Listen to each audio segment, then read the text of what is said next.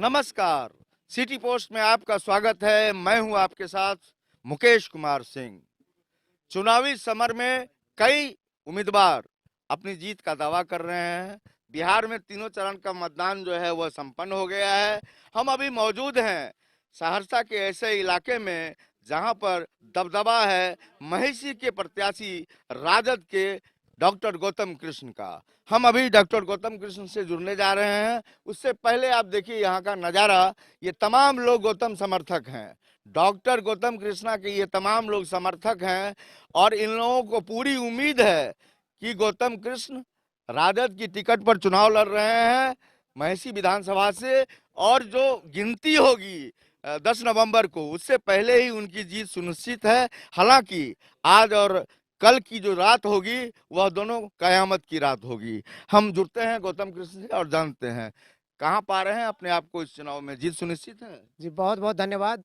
और जिस तरह से लोगों का विश्वास, प्यार, सम्मान मिला है और जिस तरह से हमारे कार्यकर्ता, हमारे गार्जियन स्वरूप बड़े बुजुर्गों ने जो अ, विभिन्न जगह पे अपना मुआयना किया है, जो फीडबैक आया है, इससे बहुत पॉजिटिव आया है और लग रहा है कि हम लोग बेहतरीन मार्जिन के साथ चुनाव जीत रहे हैं और तेजस्वी यादव जी के नेतृत्व में हम लोग सरकार बना रहे हैं। जिस तरह से चुनाव में कई तरह के जो है तर्कस से तीर निकाले गए और खास करके तेजस्वी यादव ने जिस तरह से बेरोजगारी को लेकर के बातें करी, जिस तरह से किसानों को लेकर के बातें करी, तो रुझान जो है एक युवा नेतृत्व की तरफ हुआ। तो आपको क्या लगता है कि पूरे बिहार में जो ये चुनावी हवा बदली, इसके पीछे की वजह क्या?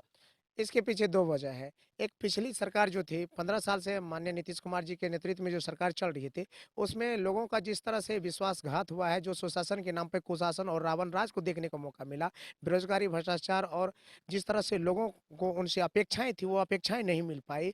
तो एक गुस्सा उनके अंदर वो था, युवाओं का गुस्सा बेरोज़गारी, अन्य चीज़ों को लेकर के था।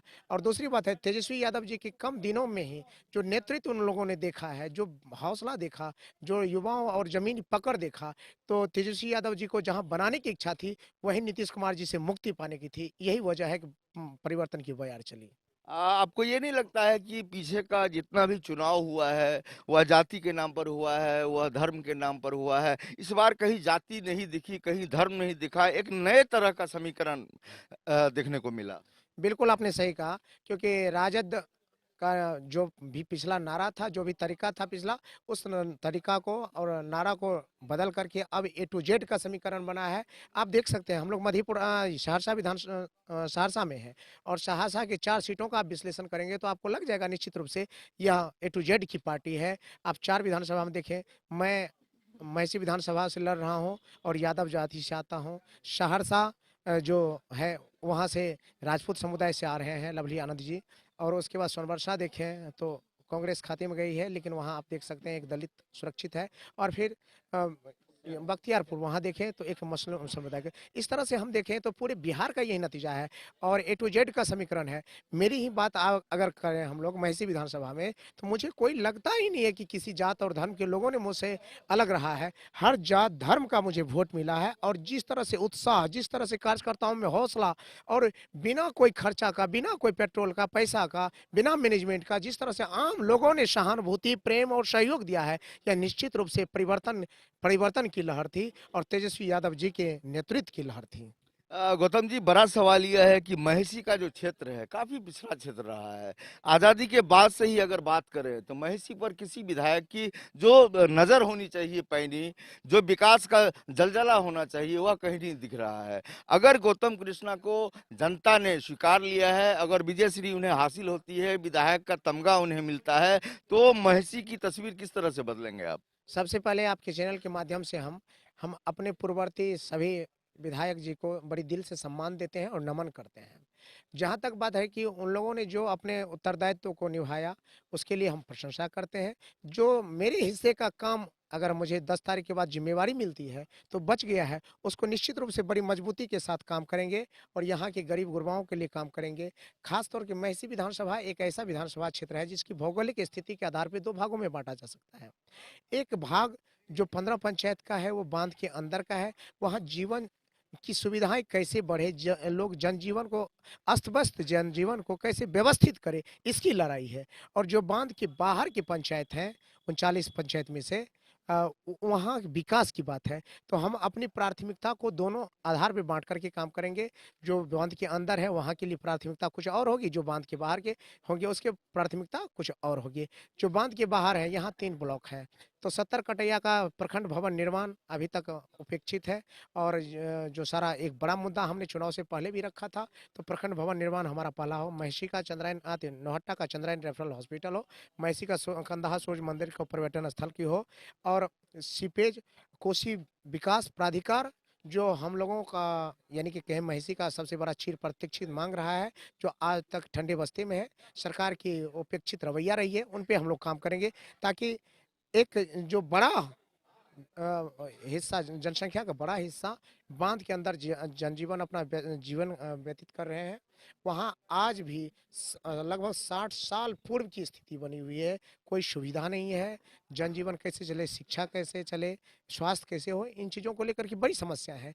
तो मैं उनके लिए काम करूँगा। तो निश्चित रूप से ये 4-5 जो महत्वपूर्ण बिंदु है, इन पे मैं काम करूँगा। भय मुक्त समाज, शिक्षा, भ्रष्टाचार, शिक्षा को बढ़ाना है, भ्रष्टाचार को खत्म करना है, दलाली को खत्म करना है, बीडीओ का कार्यालय हो, अंचल का कार्यालय हो, थाना का दलाली हो, निश्चित रूप से। और हॉस्पिटल में दवा कैसे मिले, इसको सुनिश्चित करने पे हमारी प्राथमिकता होगी। गौतम जी, हम अपने दर्शकों को दिखाना चाहेंगे, कैमरा पर्सन को कहेंगे जरा इनके पाँव को दिखाएं एक बार, इनके पाँव से लेकर के पूरे शरीर को दिखाएं एक बार। पाँव को एक बार फिर से चाहेंगे दिखाएं कि हवाई चप्पल पहन करके पहले प्रत्याशी हैं जो बिहार में इन्होंने चुनाव प्रचार किया है।